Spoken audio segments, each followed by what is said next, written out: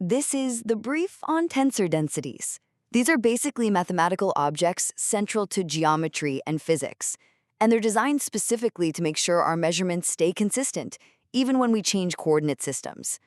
First, let's talk about their core algebraic properties. Now, when you add two tensor densities, they have to be of the same type and weight. That's the rule. But when you multiply two densities, well, their weights just add up. Super simple.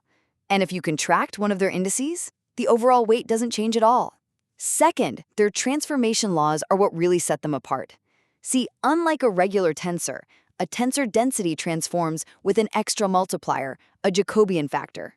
This is key because it causes the coordinate representation of the density to actually vary when you change your frame of reference. And finally, this strange rule has huge physical significance. That extra Jacobian factor is there for a reason. It's what ensures that integrals of physical quantities, like calculating total mass, remain absolutely invariant. This property is essential. It proves the vital role tensor densities play in keeping physics consistent across all coordinate systems. So really, tensor densities are the mathematical guarantee that our most important physical measurements stay the same, no matter how we choose to define our coordinates.